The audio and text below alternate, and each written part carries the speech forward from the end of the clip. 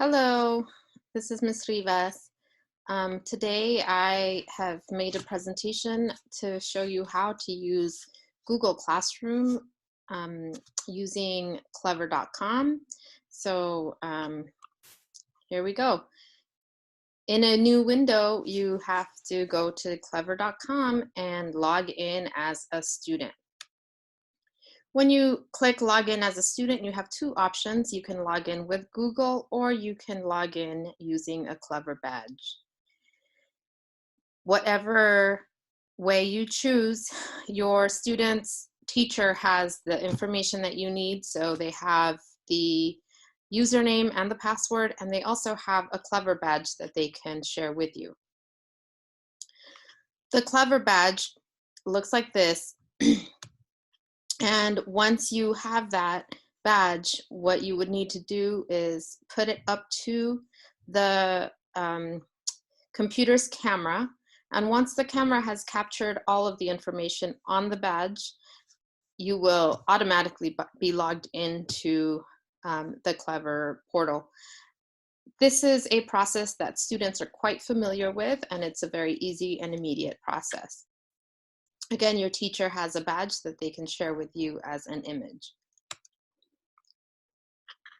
For the purposes of this presentation, I have used this username. And when I click next, I am asked to enter the password. This is a real password that belongs to one of my students. And I'll be using a real account that belongs also to one of my students. When I click next from the password, it takes me to the Clever portal. And what I'm looking for is this green icon, which is the Google Classroom icon. Now, it might be further down the page, so you just have to look for it.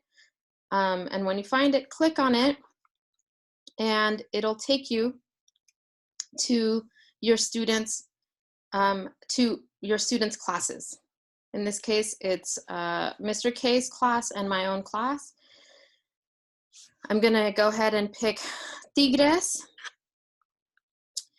and show you what comes up when you click on Tigres. So you have a stream here, which is the list of all of the materials, all of the posts that I have entered into that classroom. And then you can also click on classwork and it'll show you the list of all of the assignments, as well as a number of other things that I will show you now. You have on this classwork tab a set of topics.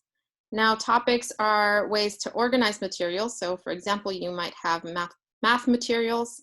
You might have materials from Ms. Guerra's class, materials about fourth grade meetings, etc. Here also, I want to highlight that there are different icons for the different types of things that are posted in Google Classroom. So this icon that looks like a bookmark belongs to materials that are provided by the teacher for use in different assignments. These are things that don't need to be turned in. They are resources for your students to use. The icon for the assignment is this icon that looks a little bit different and is a different color as well. Now, if we go back to view your work, if we click on view your work, you'll see the list of assignments that the student has. And you'll see also the due dates, and you'll see the status of those assignments. So it could be that in this list, you have some that say turned in or some that say missing. In this case, they are all assigned and haven't been worked on yet. So I select one of the assignments from that list, which is the second one here, and I click on the document for that assignment. That takes me directly to the assignment, which looks like this, and I have some answers here from it. If I double click on the assignment in any place in the assignment, this icon comes up, and what that is a possibility for me to write a comment. If I click on that icon, it opens up this little window, and it allows me to write a comment for my teacher. That comment is only registered and sent to my teacher when I click on comment. So once I'm ready to turn in my assignment, once I am done with it, I can look up here and click on turn in.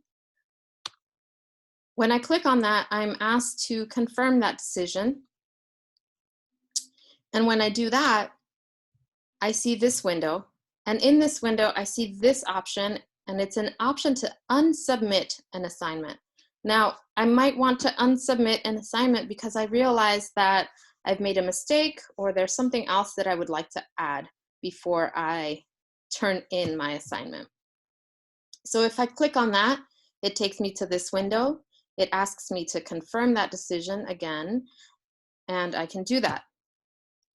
Now, that was one way to go to the assignment. This is another one. You go to classwork, and again, you click on an item, and it opens up the window that has the instructions, and it has the materials that accompany that assignment. So it could be a video, it could be a link, and then in this case, it's also the document.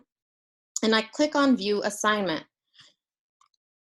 There is an option also in View Your Work that allows me to view details. Both of those options, View Assignment and View Details from my specific list of assignments as a student, take me to this page. On this page, there is another option that I want to highlight, which is the Add or Create button. If I click on this Add or Create button, what happens is that I am able to add anything from my Google Drive, add a link from from any website.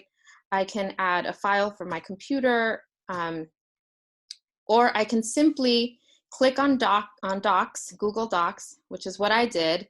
And when I clicked on Google Docs, it created automatically an additional document into the materials for my assignment. When I click on that document, it is a blank document that I can now use as a blank sheet of paper to write a paragraph, or to write an essay, or to write answers to questions, whatever it is that the assignment asks me to do.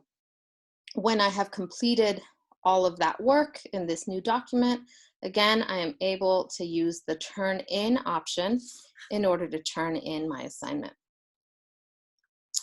I hope that that has helped you understand a little bit more how to use Google Classroom. If you have any questions at all and need more support, please don't hesitate to reach out to me or to Mr. K, and we will gladly help you with this question.